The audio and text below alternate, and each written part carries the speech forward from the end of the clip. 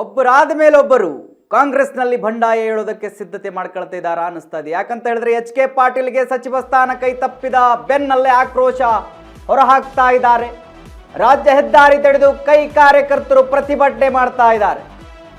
ಗದಗ ಜಿಲ್ಲೆಯ ತಂಗೋಡ ರಸ್ತೆ ಬಂದ್ ಮಾಡಿ ಪ್ರತಿಭಟನೆ ಮಾಡ್ತಾ ಇದ್ದಾರೆ ಎಚ್.ಕೆ. ಪಾಟೀಲ್ ಬೆಂಬಲಿಗರು.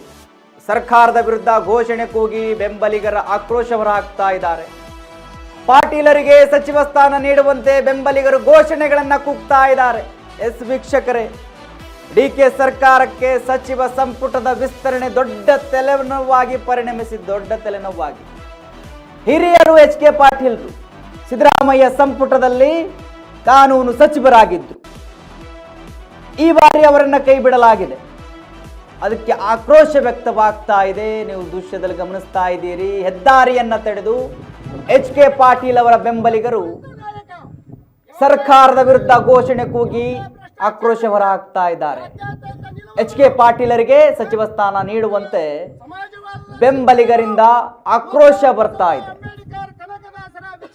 ಹಿರಿಯರವರು ಹೇಗೆ ನೀವು ಸಚಿವ ಸ್ಥಾನದಿಂದ ಕೈ ಬಿಡ್ತೀರಿ? ಅವರನ್ನ ಅನುಭವ ಇರುವವರು, ಒಂದು ಸಾರಿ ಅಥವಾ ಎರಡು ಸಾರಿ ಗೆದ್ದವರಲ್ಲ, ಬಹಳ ಬಾರಿ ಗೆದ್ದಿದ್ದಾರೆ. ಹಲವರ ಅವಧಿಯಲ್ಲಿ ಸಚಿವರಾಗಿ ಕೆಲಸ ಮಾಡಿದ್ದಾರೆ. ಅಂಥವರನ್ನ ಕೈ ಬಿಟ್ಟಿದ್ದೀರಿ ನೀವು ಅಂತ ಹೇಳಿ ಅವರ ಬೆಂಬಲಿಗರು ಆಕ್ರೋಶ ಹೊರಹಾಕ್ತಾ ಇದ್ದಾರೆ. ದೃಶ್ಯದಲ್ಲಿ ಗಮನಿಸ್ತಾ ಇದ್ದೀರಿ ನೀವು, ಗದಗಲ್ಲಾಗಿರ್ತಕ್ಕಂಥದ್ದು ಇದು.